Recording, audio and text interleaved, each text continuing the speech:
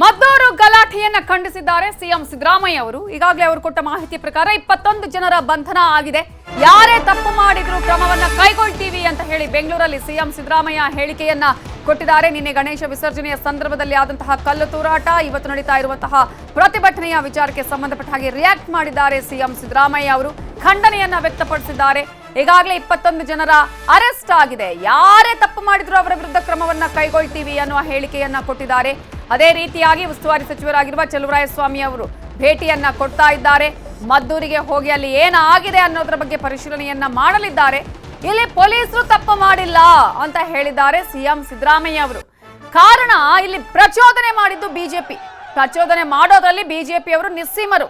ಹಾಗಾಗಿ ಪ್ರಚೋದನೆ ಮಾಡೋರ ಮೇಲೂ ಕೂಡ ಕಠಿಣ ಕ್ರಮ ಅಂತ ಹೇಳಿದ್ದಾರೆ ಸಿಎಂ ಸಿದ್ದರಾಮಯ್ಯ. ಮದ್ದೂರಿನಲ್ಲಿ ಡಿಸ್ಟ್ರಿಕ್ಟ್ ಇನ್ಚಾರ್ಜ್ ಮಿನಿಸ್ಟರ್ ಇಲ್ಲೇ ಇದ್ದಾರೆ. ಅಲ್ಲಿ ಮಸೀದಿ ಮುಂದೆ ಮೆರವಣಿಗೆ ಹೋಗುವಾಗ ಸ್ವಲ್ಪ ಗಲಾಟೆ ಆಗಿದೆ. ಲಘು ಲಾಠಿ ಪ್ರಹಾರ ಕೂಡ ಮಾಡಿದ್ದಾರೆ ಪೊಲೀಸ್ನವರು. ಯಾಕಂತಂದ್ರೆ ಪೊಲೀಸ್ನವ್ರ ಮಾತು ನೀವು ನಿಲ್ಬೇಡಿ ಹೋಗಿ ಅಂತ ಹೇಳಿದ್ರೆ ಕೇಳಿಲ್ಲ. ಅವರು ಗುಂಪು ಕಟ್ಟಿಕೊಂಡು ಗಲಾಟೆ ಮಾಡಕ್ ಶುರು ಮಾಡಿದ್ದಾರೆ. ಸೊ ಅದಕ್ಕೋಸ್ಕರ ಲಘು ಲಾಠಿ ಚಾರ್ಜ್ ಮಾಡಿದ್ದಾರೆ. ಸುಮಾರು 21 ಜನ ಅರೆಸ್ಟ್ ಆಗಿದ್ದಾರೆ. ಇಲ್ಲಿ ಒಂದು ತಪ್ಪಿತಸ್ಥಿದ್ದಾರೆ, ಅವ್ರ ಮೇಲೆ ಕ್ರಮ ತಗೊಳ್ಳೋಕೆ. ಆಮೇಲೆ ಯಾರು ತಪ್ಪು ಮಾಡಿದ್ರು ಕೂಡ ಹಿಂದೂಗಳು ಮಾಡಲಿ, ಮುಸಲ್ಮಾನರು ಮಾಡಲಿ ಅಥವಾ ಯಾರೇ ಮಾಡಲಿ, ಅವ್ರ ಮೇಲೆ ಕಾನೂನು ರೀತಿಯ ಕ್ರಮ ತಗೊಳ್ತೀವಿ. ಎಲ್ಲೂ ಕೂಡ ನಡೆದಿಲ್ಲ ರಾಜ್ಯದಲ್ಲಿ. ಮದ್ದೂರಿನಲ್ಲಿ ಹಿಂಗಾಗಿದೆ. ಏನಾದ್ರೂ ಸಮಾಜದಲ್ಲಿ ನೆಮ್ಮದಿ ಕೆಡಿಸಿದ್ರೆ ಅವರೇ ಕೆಡಿಸೋದು. ಬಿಜೆಪಿ ಅವರು ಇದಾರಲ್ಲ, ಪ್ರಚೋದನೆ ಮಾಡೋದ್ರಲ್ಲಿ ನಿಸ್ಸೀಮರು, ನೆಮ್ಮದಿ ಹಾಳು ಮಾಡೋದ್ರಲ್ಲಿ ನಿಸ್ಸೀಮರು. ಅನಗತ್ಯವಾಗಿ ಗುಂಪು ಸೇರೋದು, ಗಲಾಟೆ ಮಾಡೋದು, ಇದನ್ನ ಹಿಂದ್ಗಡೆ ಇರ್ತಕ್ಕಂಥವ್ರು ಯಾರೇ ಆದರೂ ಕೂಡ ಇವ್ರ ಮೇಲೆ ಕಠಿಣವಾದಂಥ ಕ್ರಮ ತಗೊಳ್ತೀವಿ. ಮದ್ದೂರಿನಲ್ಲಿ ಹೋಗಿ ಆ ಪರಿಸ್ಥಿತಿಯನ್ನು ಅವಲೋಕನ ಮಾಡಿ ಏನು ವರದಿ ಕೊಡ್ತಾರೆ ಅದರ ಮೇಲೆ ಕ್ರಮ ತಗೊಳ್ತೀವಿ.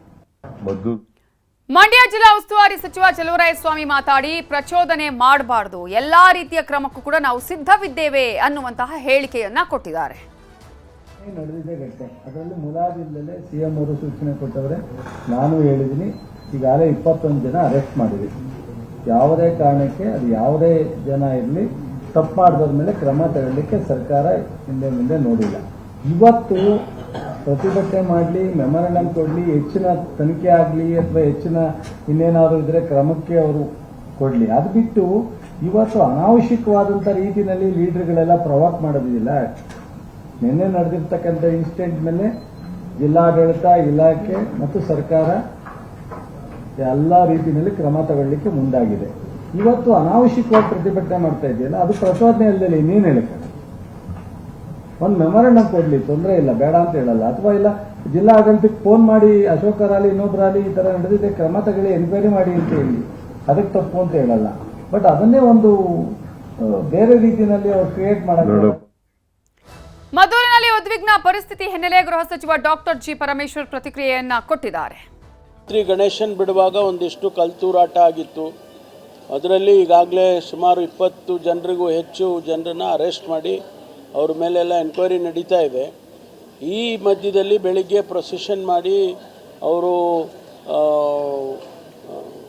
ಅನೇಕ ಯಾರ್ಯಾರು ಸೇರಿದ್ದಾರೆ ಇನ್ನೂ ನನಗೆ ಗೊತ್ತಿಲ್ಲ, ಅದರಲ್ಲಿ ಯಾರ್ಯಾರು ಸೇರಿಕೊಂಡಿದ್ದಾರೆ ಅಂತ. ಅವರು ಹಿಂದೂ ಸಂಘಟನೆ ಅಂತ ಹೇಳ್ತಿದ್ದಾರೆ. ಅದನ್ನು ತನಿಖೆ ಮಾಡಿಕೊಂಡಾಗ ಗೊತ್ತಾಗುತ್ತೆ. ಈಗಲೂ ಕೂಡ ಅಲ್ಲಿ ಮೇನ್ ರೋಡಲ್ಲಿ ಬ್ಲಾಕ್ ಮಾಡಿದ್ದಾರೆ ಅಂತ ಕೇಳಿದೆ.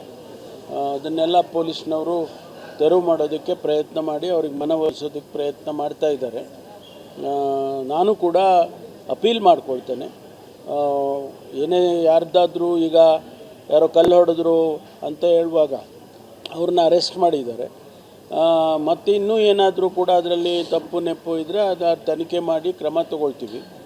ಅದರಿಂದ ತಾವು ಸಹಕರಿಸಬೇಕು ಅಂತೇಳಿ ಯಾವ ಸಂಘಟನೆಗಳು ಈಗ ವಿರೋಧ ವ್ಯಕ್ತಪಡಿಸ್ತಾ ಇದ್ದಾರೆ, ಅದು ಅವರಿಗೆ